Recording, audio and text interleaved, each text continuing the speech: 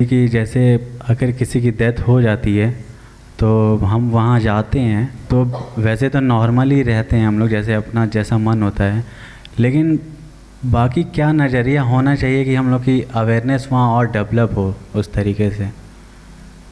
बस एक नज़रिया पूछना हो कि और क्या हमको कैसे देखना चाहिए। एग्जैक्टली इम्पोर्टेंट इवेंट है। और भगवान बुद्ध ने भी देखिए इस फिनोमिना पे बहुत काम किया था, इसीलिए वो अपने साधकों को अक्सर शमशान भेजते थे कि जहाँ मृत्यु हुई जाओ वहाँ बैठो देखो। भारतीय दर्शन में भी जैसे लोगों को लगता है लोग शमशान साधना करते हैं, तो धीरे धीरे लोगों ने उसको कन्वर्ट कर दिया कि वो कुछ तंत्र मंत्र सिद्धि कुछ पाने की कोशिश करते हैं, तो वो एक अलग विक्षिप्त चीज़ें पैदा हो गई, भ्रामक चीज़ें। वो नहीं था भारतीय दर्शन में भी और उधर भी, दोनों तरफ डेलिबरेटली। ये तो था कि डेलिबरेटली जाना।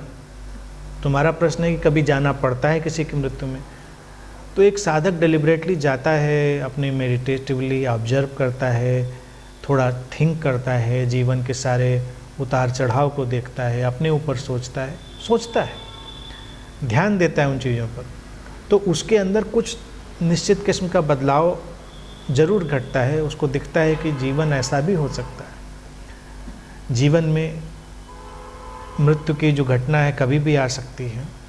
तो हम जीवन कैसे जिएं इसको हमको बहुत समझाना नहीं पड़ता, फिर धीरे से हम ऑटोमेटिकली कुछ सीखने लगते हैं जीवन में।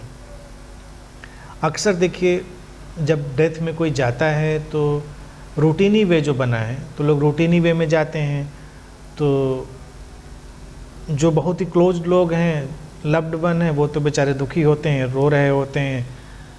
बाकी जो लोग हैं वो औपचारिकता रस्म निभाने के लिए गए होते हैं, तो कोई वहीं पर जोक सुना रहा होता है, तो कोई कुछ और हंसी मजाक चल रहा है। मतलब आप घूम कर देखिए तो वहाँ पूरा कोई उससे कंसर्न नहीं है उस बात से। थोड़ी देर बाद फिर ख्याल आ जाता है लोगों को कि नहीं नहीं डेथ में आए हैं, तो फिर वो थोड़ा सा सीरियस हो जाएंगे। और थोड़ी देर बाद फिर और सब कैसा चल रहा है, कोरोना ठीक है नहीं है, या मतलब कोई भी पॉलिटिक्स से लेके जोक से लेके सब चल रहा होता है। व्यक्ति नहीं देखना चाहता, वो उस चीज़ को महसूस करना नहीं चाहता। किसी को लग सकता है कि वो चीज़ हमको थोड़ा उदास भी कर सकती है, अगर हम उसको महसूस करते हैं तो मुझे लगता है कोई प्रॉब्लम नहीं है। उदासी भी एक क्वालिटी है जो जीवन को गहराई देती है, डेप्थ देती है। और कभी ज़रूरी नहीं आप उदासी हो, कभी हो सकता है आप बहुत ही शांत और ट्रैंक्विलिटी में चले जाएं, अगर आपको दिखाई दे। और सडनली हमारा नज़रिया बदलता है, हमारा रिस्पॉन्स बदलता है। हम जब लौटते हैं वहाँ से तो कई बार ऐसा संभव है कि हम ज़्यादा लविंग हों, ज़्यादा अवेयर हों,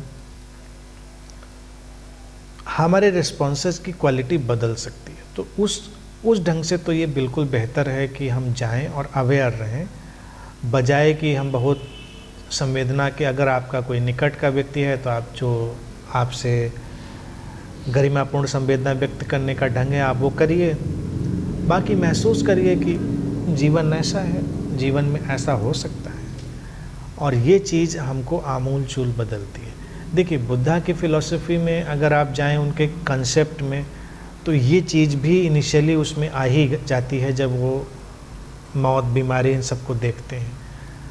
तो उनका ट्रांसफॉर्मेशन जो है वो उस चीज़ पर खड़ा है।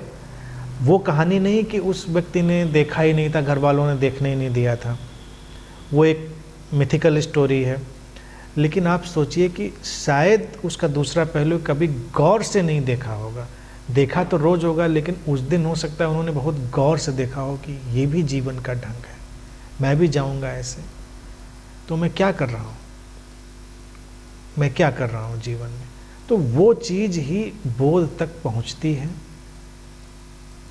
इस नज़रिए से उसको हम देखें, जीवन में अवेकनिंग लाने के लिए और सेंसिटिविटी रेज करने के लिए, बस ये तरीका हो सकता है।